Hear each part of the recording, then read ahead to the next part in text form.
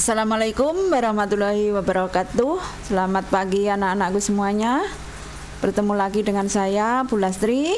Pada pertemuan kali ini kita nanti akan membahas konsep pendapatan nasional.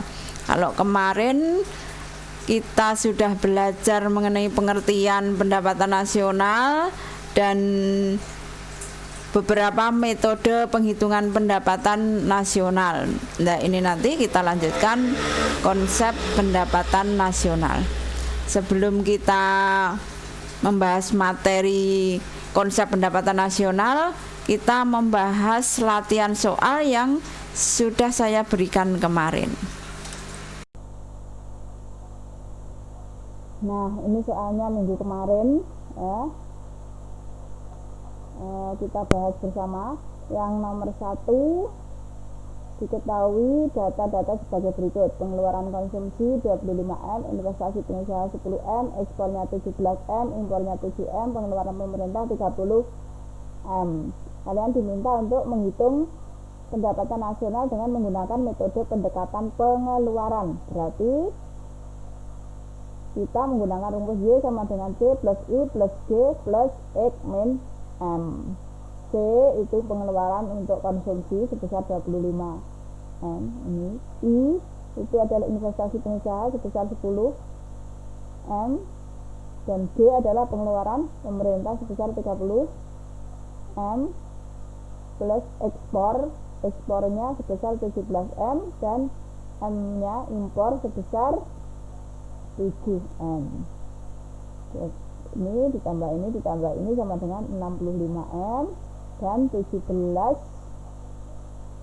dikurangi 7M sama dengan 10. Jadi 65M ditambah 10M sama dengan 75M. Ini jawaban untuk nomor 1. Sekarang kita lanjutkan yang nomor 2. Suatu negara diketahui memiliki data-data sebagai berikut. Ini dalam miliar rupiah ya. Ini semua dalam miliar. Data-datanya ini. Kalian diminta untuk menghitung besarnya pendapatan nasional dengan metode pendekatan pendapatan. Berarti rumus yang digunakan adalah Y sama dengan R plus Y plus I plus P. R itu adalah rent atau sewa. Sewanya berapa? 25.000. W adalah wages atau upah sebesar 23.000. I-nya adalah interest atau bunga modal sebesar 2.000. P-nya adalah profit atau laba atau keuntungan sebesar 5.000. Jadi ini semua dijumlahkan sama dengan 55.000. Ini dalam miliar rupiah. Nah, ini jawaban soal nomor 2. Nah, sekarang kita lanjutkan materi hari ini, yaitu mengenai konsep-konsep pendapatan nasional. Konsep-konsep pendapatan nasional yang pertama yaitu PDB atau GDP. Kalau PDB itu singkatan dari produk domestik bruto, kalau GDP itu gross domestic product. Gross domestic product itu merupakan jumlah produk baik barang maupun jasa yang dihasilkan oleh unit-unit produksi dalam batas wilayah suatu negara atau domestik selama 1 tahun. Jadi GDP itu mempunyai rumus GDP sama dengan pendapatan masyarakat di dalam negeri ditambah pendapatan asing yang ada di dalam negeri. Paham ini ya maksudnya ya. GDP itu sama dengan misalnya Indonesia itu ya produk WNI yang ada di Indonesia plus produk WNA yang beroperasi di Indonesia. Itu maksudnya. Atau pendapatan masyarakat dalam negeri ditambah pendapatan asing yang ada di dalam negeri. Itu PDB. Sekarang yang kedua itu adalah GNP atau PNB. Apa itu PNB? PNB itu singkatannya produk nasional bruto. Kalau GNP itu gross nasional product. Produk nasional bruto itu adalah nilai produk baik barang maupun jasa yang dihasilkan oleh penduduk suatu negara selama 1 tahun, termasuk yang dihasilkan oleh warga negara tersebut yang ada di luar negeri. misalnya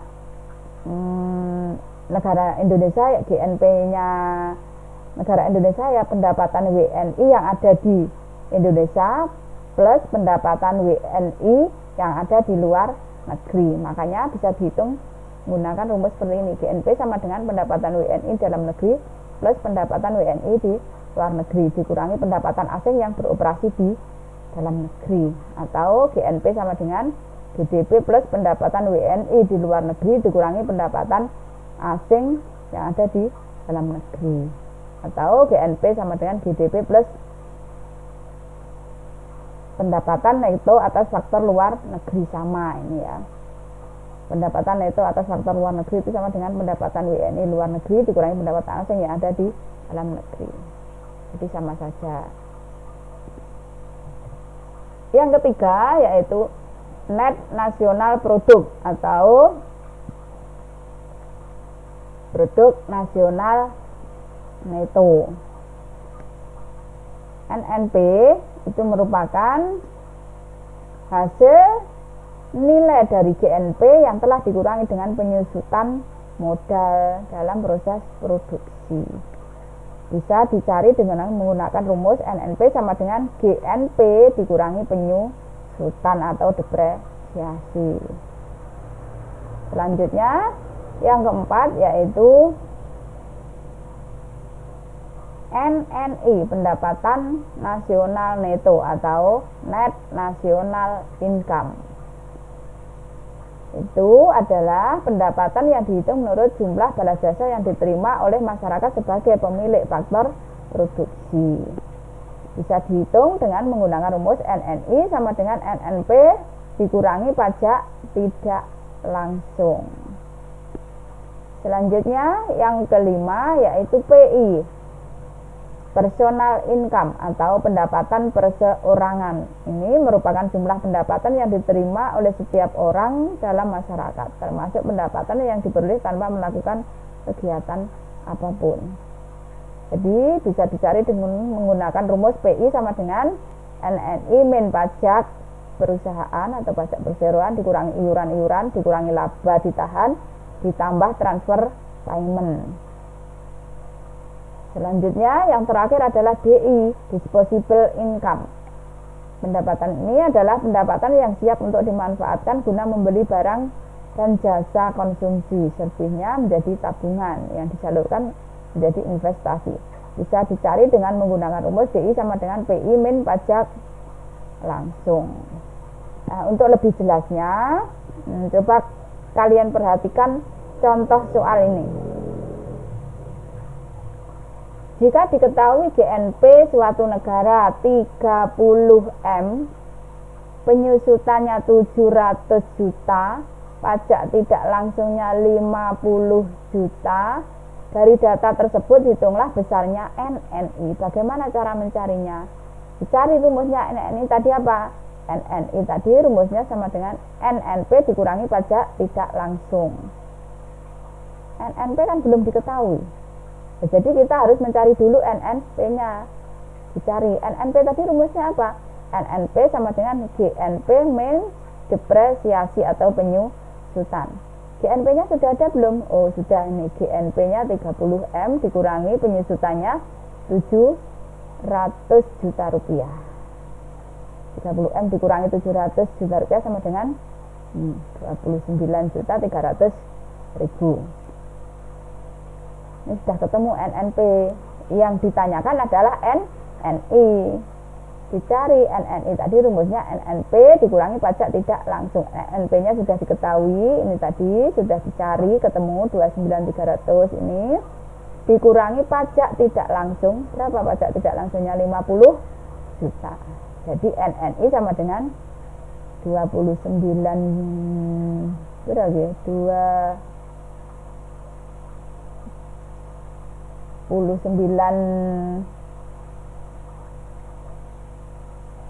250. Nah, berarti nolnya itu 1, 2, 3, 4, 5, berarti 29M 250 juta. Sudah ya. Yang belum paham bisa chat di WA nanti. Nah, selanjutnya biar kalian lebih paham lagi, kalian saya beri tugas ini ya, soalnya hampir sama seperti tadi. Kalau soal yang ini kalian disuruh menghitung besarnya DI. Rumusnya DI tadi apa? Dicari PI min pajak langsung. PI nya belum ada, dicari dulu. Nah, seperti tadi ya. Saya kira kalau belum paham nanti boleh bertanya.